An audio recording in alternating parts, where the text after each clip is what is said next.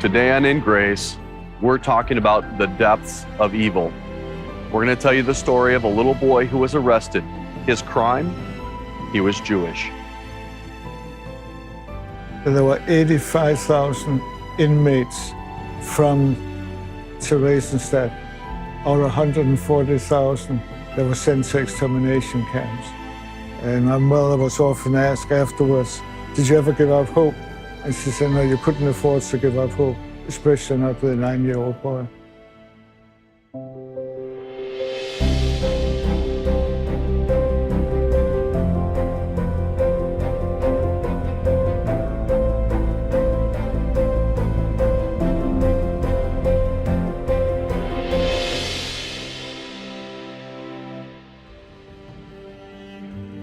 Today's InGrace series is one that I did not look forward to filming. I know the deep sadness that it's going to leave with me. But this is a story that we must tell. Anti-Semitism is on the rise. The hatred for the Jews throughout history is unprecedented, undeserved. A quarter of all millennials do not even know what the Holocaust was. 2/3 don't know what Auschwitz was. And now, many people are minimizing or even denying the Holocaust. I believe God when He said He will bless those who bless the Jews and curse those who curse the Jews. I began to ask the Lord to allow me to meet a Holocaust survivor. A short time after that prayer, sitting in my doctor's waiting room, I noticed an outdated flyer promoting a Holocaust survivor speaking in our area. His name? Steen Metz. I emailed Steen, and he agreed to come speak to our Bible college students and also give InGrace this interview. The interview took place right here at a fitting location, the Illinois Holocaust Museum. This first part of the museum is kind of the before the Holocaust and life before that. What was your life like? It was very, very normal. I was 5 years old when the war started, and I was 8 years old when I was arrested. And I remember my childhood very, very well. I have some very fond memories, especially of my father, which is very important to me because he passed away during the Holocaust. And I still remember when he taught me bicycling. And when you live in Denmark, bicycling is a must. It's used as transportation. And I still remember he was running next to me, and he had asthma, so it was not easy for him. Life was normal. You were living a normal life of a normal kid. I really was. And it did change when Denmark was invaded by Hitler on April 9th, 1940. But the first 3.5 years, conditions were relatively normal. I have a picture of myself eating 2 ice creams, which I have in my book, and we were on vacation.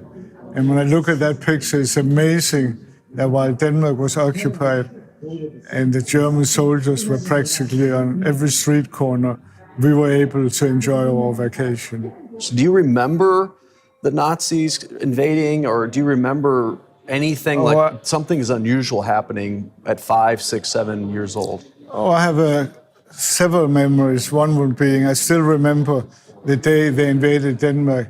It happened to be the same day that we moved to a new apartment. And obviously, we were not prepared for the invasion. That was a total surprise. Denmark really wanted to stay neutral, like they did in World War I, but Hitler had other ideas. And then I have other memories. I remember a couple of years later, we were in the apartment, and the siren was on very often, and then we had to go down to the basement in shelters. And once the whole building was shaking, and I'll never forget it. And it turned out a church had been bombed, I guess less than a mile from our apartment. I would bicycle to and from school and into town. I went to school into town. Maybe it took me 15 or 20 minutes bicycling. And I would try and avoid the German soldiers. I refer to them now as German soldiers, the Nazis with the ugly green uniforms. And they never touched me. They never did anything to me, but I wanted to go around them.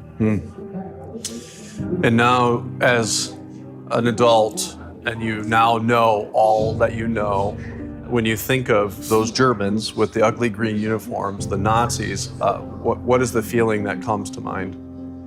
Feeling is, how could they do it? I mean, it all started at the top, but I mean, how could anybody treat the Jewish people the way they treated them and other minorities as well? It's just inconceivable. I mean, there were 6 million Jews just because we happen to be Jews that perished during the Holocaust, and millions of others. I mean, 1.5 million Jewish children were murdered in the Holocaust, of the 6 million. And I believe the percentage of children might have been greater than the percentage of adults that were killed. But either way, you would think that it would be the opposite. The children would be spared, but not with the Nazis. no, especially they spared some younger men, and they were very selfish in doing that because these young men could help them perform functions, performing as slave laborers. Slave laborers, which your father was put into that situation. Unfortunately, yes. And it cost him his life.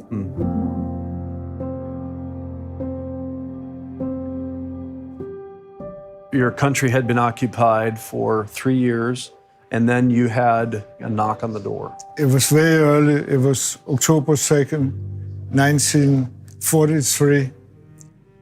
It was Rosh Hashanah, Jewish New Year, and the Germans figured, oh, we have planned it so well because all the Jewish families are being around celebrating the holiday.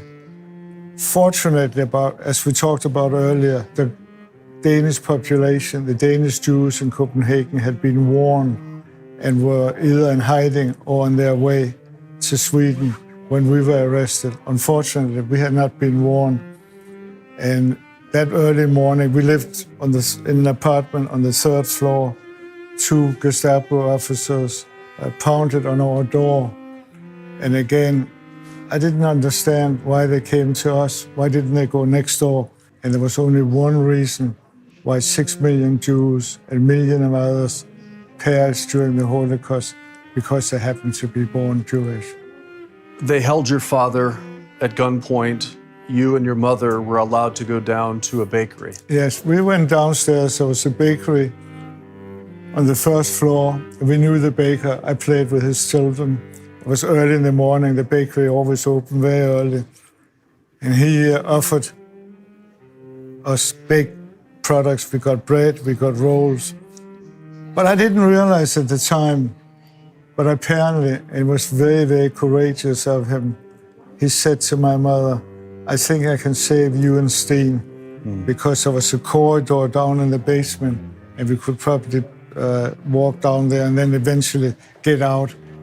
But my mother couldn't accept that because my father had been shot on the spot. When I think back, it was very courageous of the baker.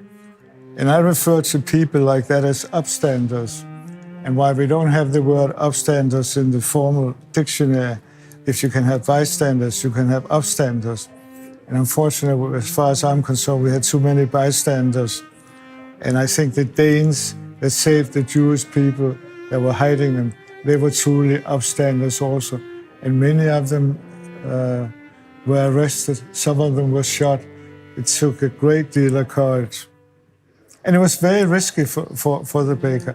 But as I said, I didn't hear the story until many years later. But you had the bread, and you had that now when they brought you to the train. Now, I also read about lining up and the Gestapo screaming. I believe it's your mother's account. And you had to stand in these lines for a long time before you boarded the train. Yeah, the Germans, they counted and counted.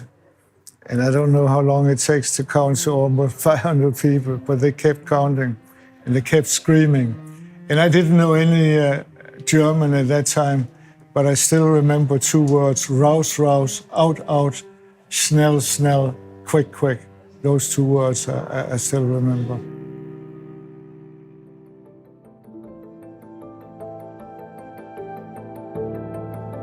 Here at InGrace, we love the Jewish people and Israel. When you support InGrace Ministries, together we can continue to tell their amazing story as God's earthly people. When you give to InGrace, let me thank you by sending you today's series about the Holocaust. And if you can give $40 or more, I'll send you all 4 of these impactful video series about Israel. I'm waiting to hear from you right now. Call 800-78-GRACE or go online to InGrace.tv and receive this special offer. The number is 800-78-GRACE or visit InGrace.tv.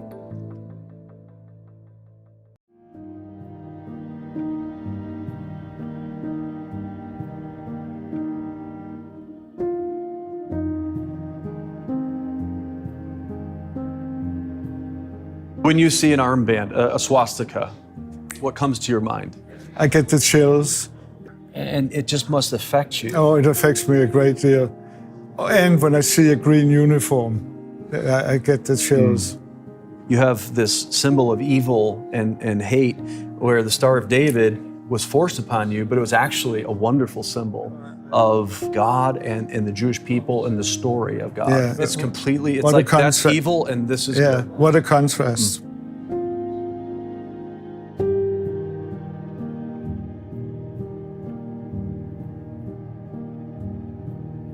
So here's Chicago Daily Tribune, Los Angeles Times, New York Times, the Milwaukee Sentinel, world news, that the world was aware of something really off and something really bad with Hitler.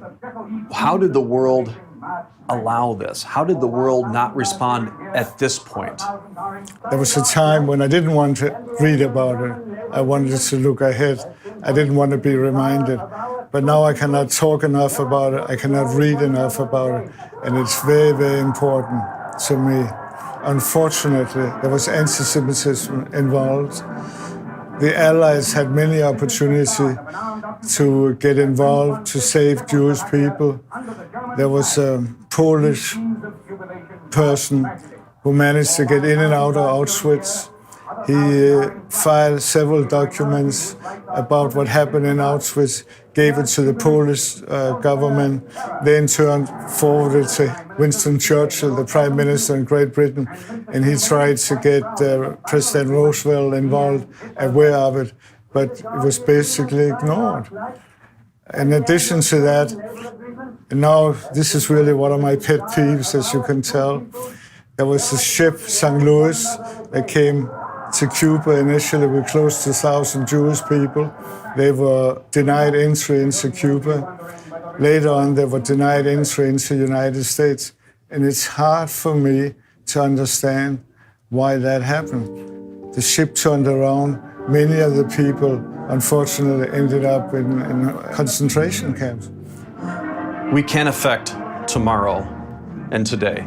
So maybe these warnings, Chamberlain signing an agreement, peace in our time has been achieved. We're not going to be as foolish next time.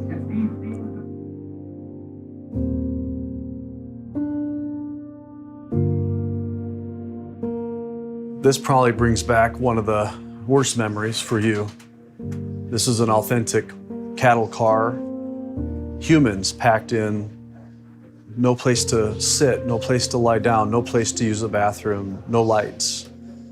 A journey of 80-something hours, over 500 miles. When you stand here, you can actually smell it. What is this bringing back to you? Oh, this is, as you mentioned, probably one of the worst memories from the Holocaust for me personally. Another one would, of course, the worst would be the death of my father. But in my talk, I always refer to our trip in the cattle car. Most survivors would call it a cattle car. Historians call it a boxcar, rail car. That's not important. But it's hard to imagine that we spent over 80 hours, more than 3 days, 3 nights, in complete darkness, complete uncertainty. We had no idea where we would end up. I can still see the frightened faces of many of the adults. And the adults, it was packed like sardines, so to speak. And the adults were either standing or sitting for more than 3 days and 3 nights. There were 4 children about my age, 8, 9 years old, and we were able to lie down. And as Jim mentioned earlier, there was no food, no water, there were no chairs, no blankets, no lights. There were no bathroom facilities. The smell was getting worse and worse.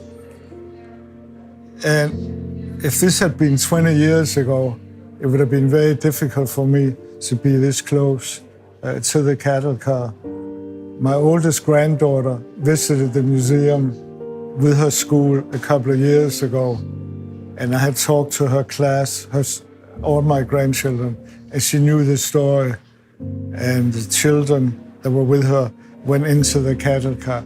She couldn't do it. She was in tears, and it's a terrible story. There were people in cattle cars, not in ours, that committed suicide rather than ending up in a concentration camp. And there were people that were on medicine, diabetics, and they passed away because they didn't get the insulin medicine. So just absolutely terrible. And I think this really depicts Hitler's hatred of the Jews better than in anything else. Loaded into the car, stuffed like cattle, closed the door, probably locked it. Hours and hours and hours. You arrive, not really sure where you're at. And you find out later that it's a concentration camp, a ghetto.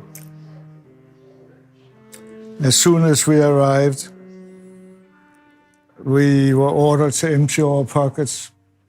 They took our money, they took whatever valuable we had. They went through our suitcase. And as cruel as they were, I still remember they were trying to get my mother's wedding ring off. They couldn't, so she was able to keep her wedding ring. And my oldest daughter has the ring today. Then we were separated, men, women, children, and seniors in barracks. It was very, very unusual, but I was able to stay with my mother in the same barrack. I was only 8 years old for the next 18 months. And I think that helped me a great deal, but I think I was also support to my mother, especially after my father passed away. I read that there were 85,000 inmates from Theresienstadt out of 140,000 that were sent to extermination camps, which is a very, very high number, and many of them never survived. I'm very fortunate to be here, and one of the reasons, or the primary reason, we started getting packages in camp. All nations were entitled to get packages. We probably got more than any other nation because of the tremendous support we had for the Danes. At that time in Denmark, you were first of all a Dane. It didn't really differentiate what religion you were or what race. You were first of all a Dane. And I think that is the primary reason that I was able to survive. A very small fraction of people made it through. Absolutely. When 6 million are killed. Yeah. Do you ever wonder why? Why you? Why were you spared? Why was your mother spared? It was a miracle. That's the best way I can say. It was a miracle. We never gave up hope. And my mother was often asked afterwards, did you ever give up hope? And she said, no, you couldn't afford to give up hope, especially not with a 9-year-old boy.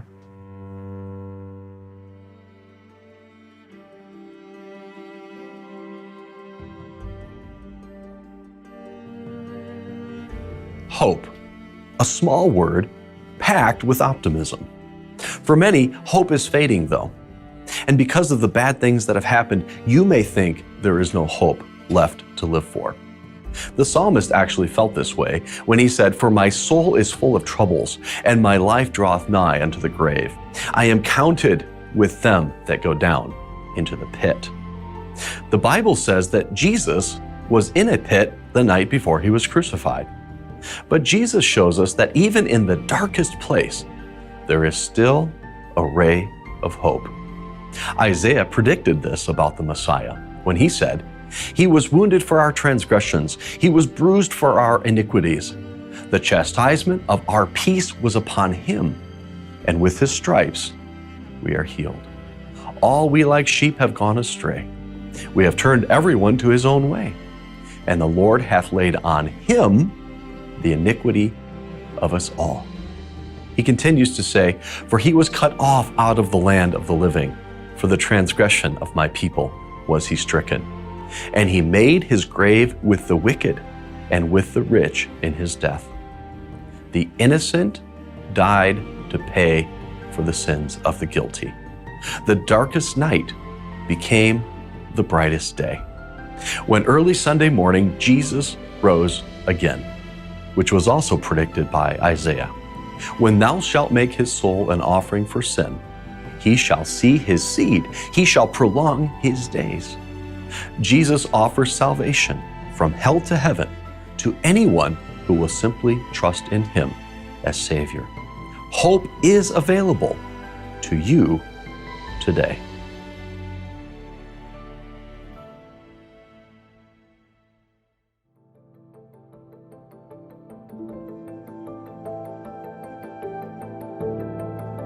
Here at InGrace, we love the Jewish people and Israel. When you support InGrace Ministries, together we can continue to tell their amazing story as God's earthly people. When you give to InGrace, let me thank you by sending you today's series about the Holocaust. And if you can give $40 or more, I'll send you all 4 of these impactful video series about Israel. I'm waiting to hear from you right now. Call 800-78-GRACE or go online to InGrace.tv and receive this special offer. The number is 800-78-GRACE or visit InGrace.tv.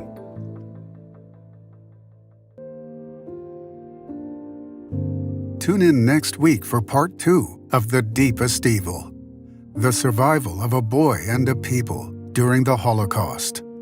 I think the greatest fear was uncertainty. Would you get enough food to eat? Would you make it the next day? Would we be deported to an extermination camp? And uncertainty was a big, big issue. There's no question about it.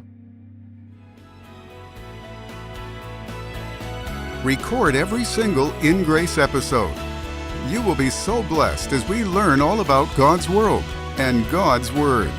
InGrace is a viewer-supported ministry. Thank you for your prayers and gifts.